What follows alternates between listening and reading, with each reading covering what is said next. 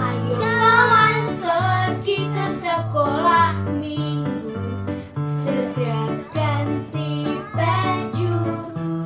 Jangan buat Tuhan selalu menunggu. Bawa Alkitabmu, nyanyi buat Tuhan, tepuk buat Tuhan, juga beri persembahan. Dengar firman Tuhan, hafal firman Tuhan, semakin serupa dengan Tuhan. Shalom adik-adik, apa kabarnya adik-adik di rumah? Pasti luar biasa ya adik-adik. Kembali lagi bersama kami, ada Kak Cynthia, Kak Stefani, ada Kak Fido, dan Kak Fausta. Kita mau sama-sama siapkan hati kita untuk mulai ibadah kita hari ini.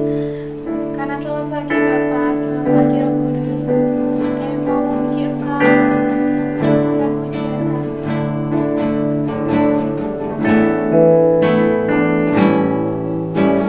Selamat pagi Bapak, selamat pagi Yesus, selamat pagi Roh Kudus.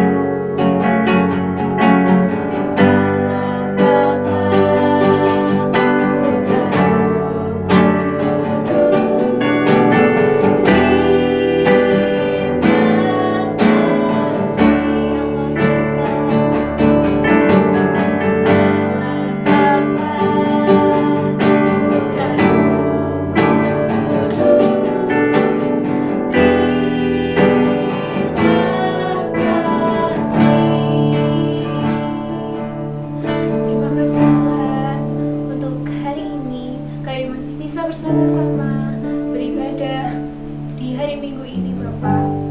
Dan saat ini Tuhan, kami mau menyiapkan hati kami, mau menyiapkan pikiran kami mau menyembah-Mu Tuhan dan mendengarkan firman-Mu.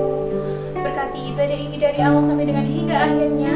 Kami serahkan ibadah kami di dalam nama Tuhan Yesus. Haleluya. Amin. Adik-adik masih semangat puji nama Tuhan? Masih semangat ya pastinya. Karena kita adalah laskar-laskar Kristus, kita harus semangat.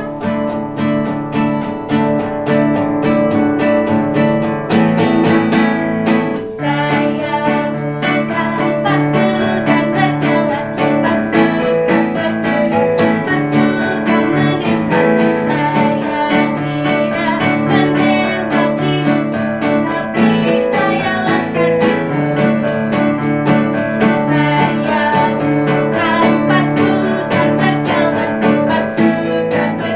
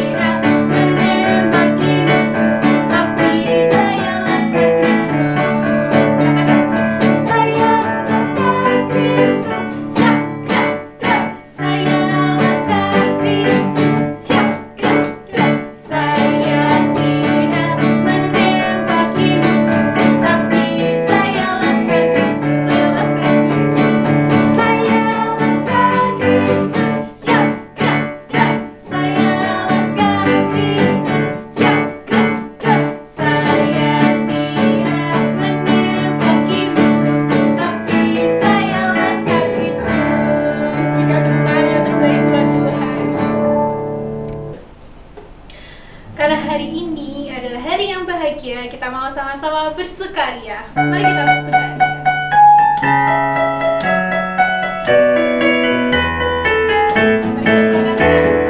Mari kita bersukaria, karena ini hari bahagia.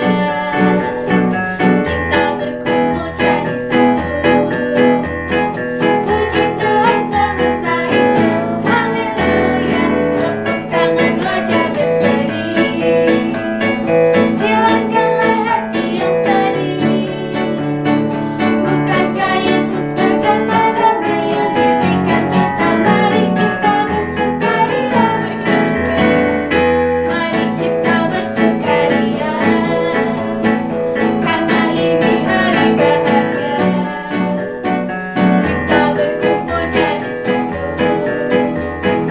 Puji Tuhan semesta itu, haleluya. Tepuk tangan wajah berseri. Hilangkanlah hati yang sedih.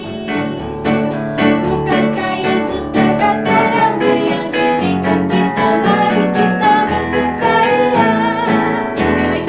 Mari kita bersukaria, karena ini hari bahagia. Kita berkumpul jadi satu. Puji Tuhan semesta itu, haleluya. Tepuk tangan wajah berseri. Hilangkanlah hati yang sedih. Bukankah Yesus berkata damai yang diberikan kita? Mari kita bersukaria. Bukankah Yesus berkata damai yang diberikan kita? Mari kita bersukaria.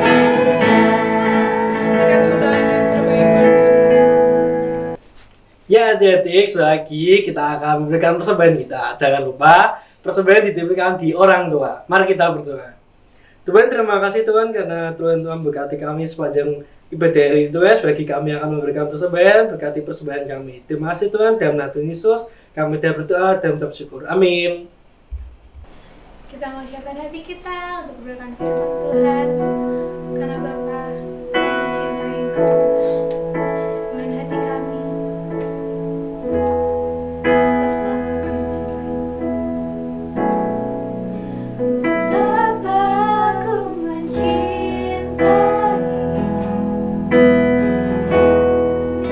segala yang telah terjadi.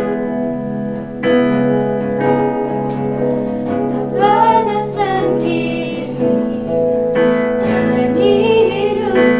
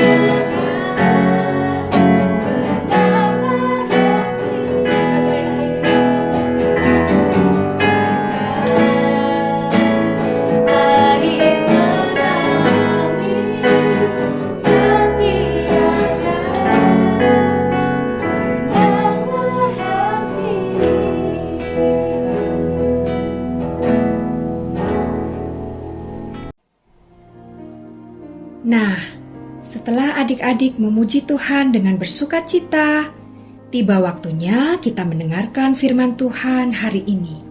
Yuk, kita berdoa bersama-sama. Terima kasih Tuhan untuk hari Minggu yang penuh berkat ini. Saat ini kami siap untuk mendengarkan firman Tuhan. Tolonglah kami agar bisa memahami pesan yang Tuhan sampaikan hari ini. Di dalam nama Tuhan Yesus Kristus kami berdoa. Amin. Selamat pagi adik-adik yang dikasihi Tuhan, yang ada di rumah maupun dimanapun kalian berada. Kita jumpa lagi di hari Minggu yang diberkati oleh Tuhan ini. Nah, sudah tidak sabar mendengarkan cerita firman Tuhan minggu ini? Yuk, langsung saja kita lihat benda apa ya yang muncul di layar kita kali ini. Ya, sebuah Alkitab, betul. Alkitab kita terdiri dari 2 bagian ya. Ada bagian kitab Perjanjian Lama dan Perjanjian Baru. Minggu ini kita akan memusatkan perhatian kepada Perjanjian Baru. Nah adik-adik, tentu masih ingat dong bahwa kitab Perjanjian Baru diawali oleh 4 kitab Injil. Siapa ya yang masih ingat nama kitab Injil yang ketiga? Oh, ada yang ingat? Pandai. Nama kitab Injil yang ketiga adalah Injil Lukas. Betul.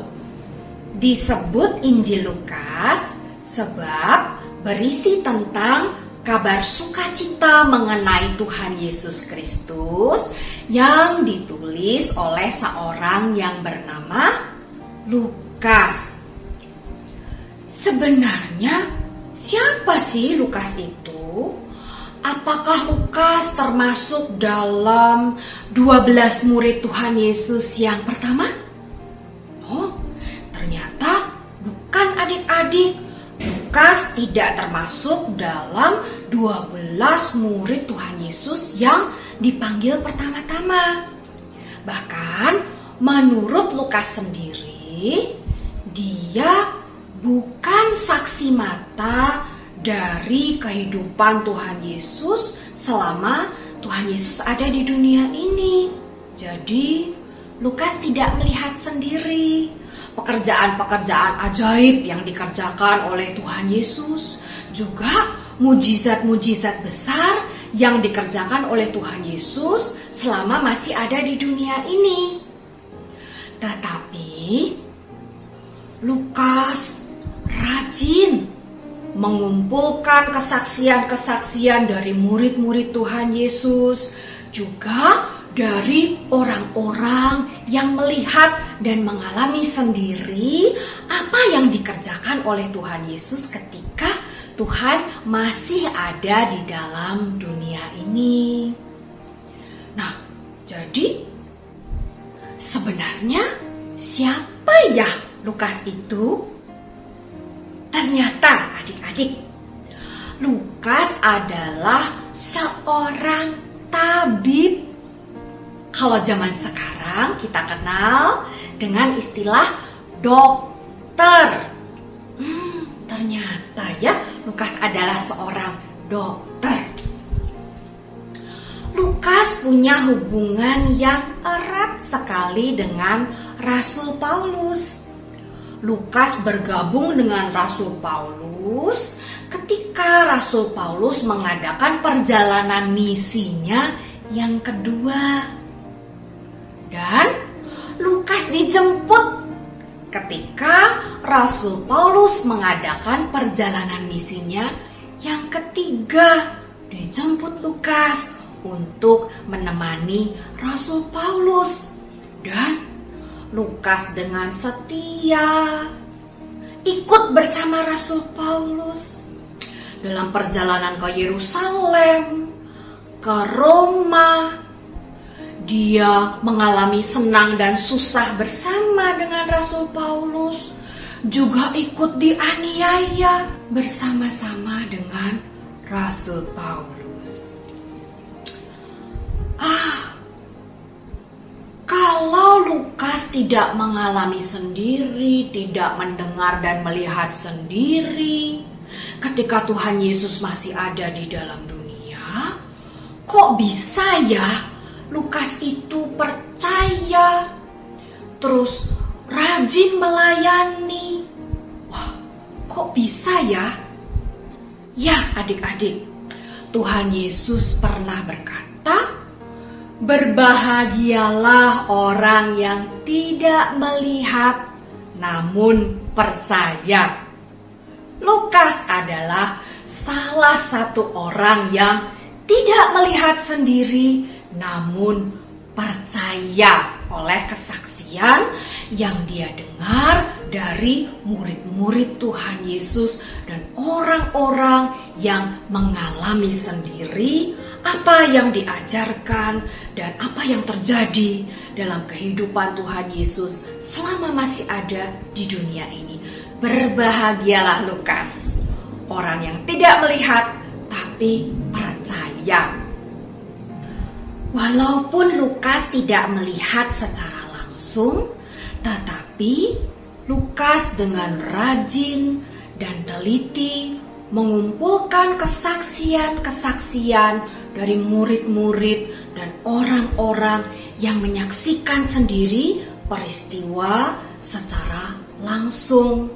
Setelah itu diteliti sungguh-sungguh apakah memang benar kebenarannya seperti ini. Setelah itu baru disusun dengan rapi dan ditulis dengan bahasa yang tertata dengan baik.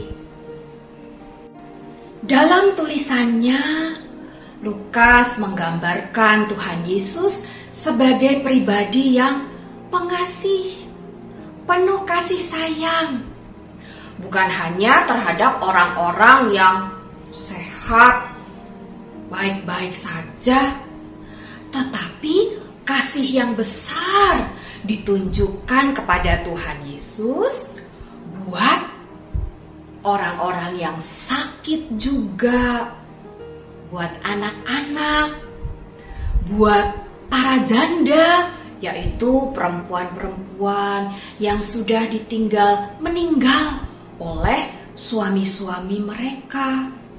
Tuhan Yesus juga menunjukkan kasih dan belas kasihan kepada orang-orang asing, orang-orang yang dikucilkan, juga kepada orang-orang yang berdosa, yang dibenci dan tidak disukai oleh orang-orang lain. Tuhan Yesus menunjukkan kasih-Nya kepada mereka. Saking tekun dan telitinya di dalam mengumpulkan kesaksian-kesaksian dan kisah-kisah selama Yesus Kristus hidup di dunia, ada kisah-kisah yang cuma tercatat di Injil Lukas. Di Injil-Injil yang lainnya tidak ada.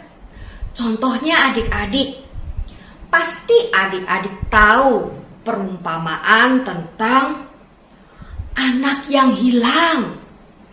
Iya, yang meninggalkan rumah bapaknya minta warisan, terus akhirnya habis warisannya, ya.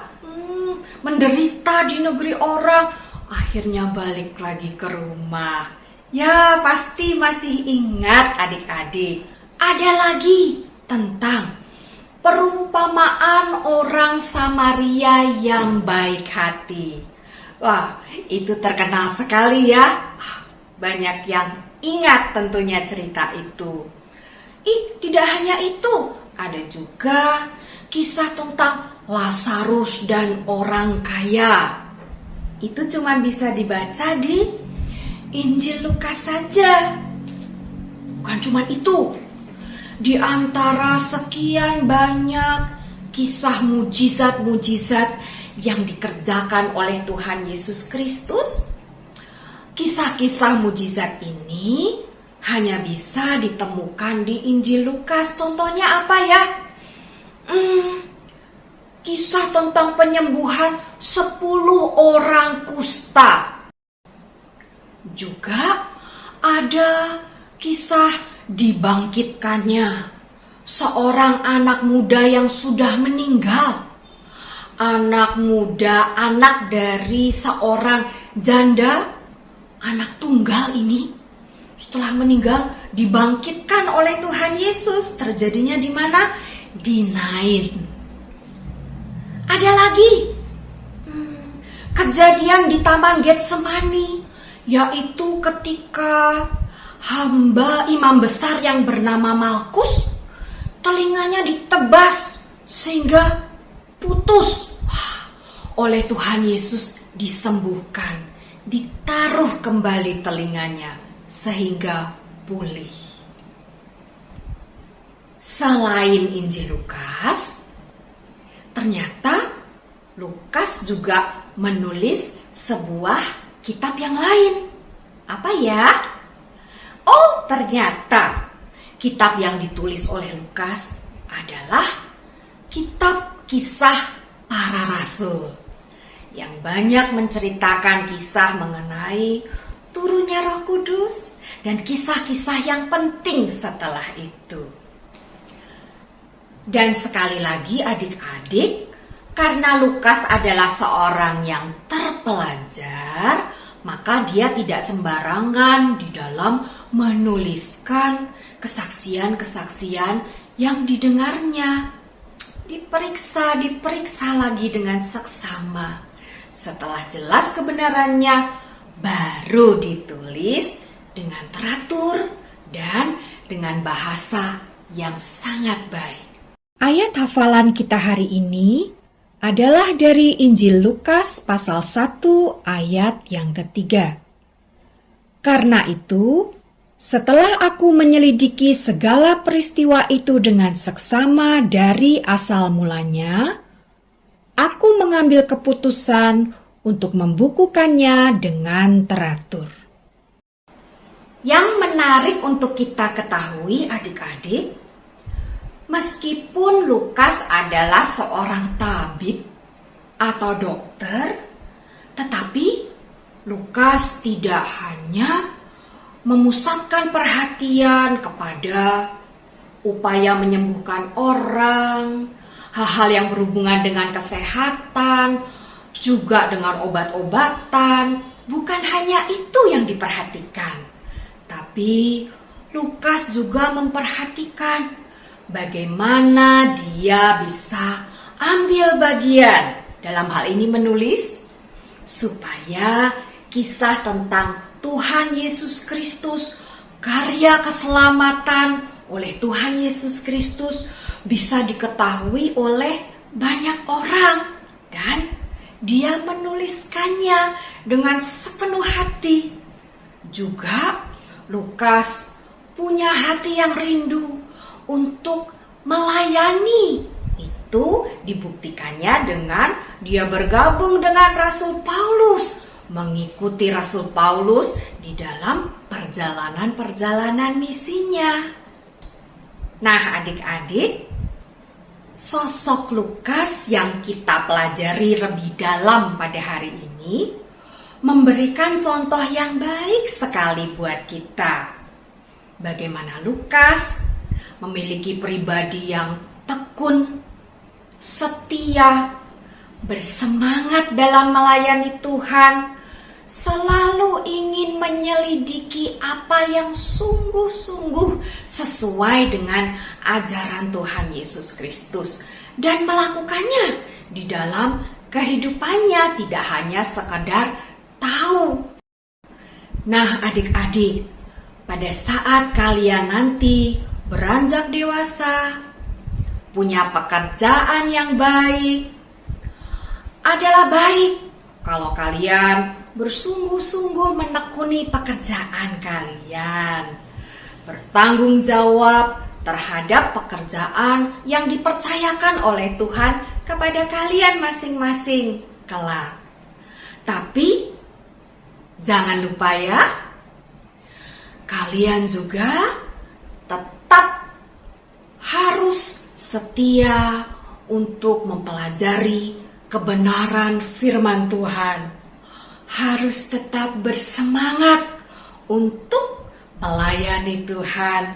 Juga jangan lupa punya kerinduan untuk mengabarkan kepada orang-orang yang belum mengenal tentang kasih Kristus kabar sukacita mengenai keselamatan yang datang dari Tuhan kita Yesus Kristus, sehingga kalian pun bisa dipakai Tuhan untuk menjadi berkat bagi banyak orang. Kalau Lukas bisa dipakai oleh Tuhan untuk menjadi berkat buat banyak orang secara luar biasa, kita imani adik-adik pun pasti akan dipakai oleh Tuhan untuk menjadi berkat yang luar biasa buat banyak orang. Amin. Mari kita berdoa. Terima kasih Tuhan untuk firman Tuhan yang sudah kami dengar hari ini. Kami pun ingin menjadi orang-orang yang dipakai Tuhan untuk menjadi saksi-Mu dan memberkati banyak orang. Terima kasih Tuhan, kami percaya Engkau menolong kami untuk melakukannya. Di dalam nama Tuhan Yesus Kristus kami berdoa.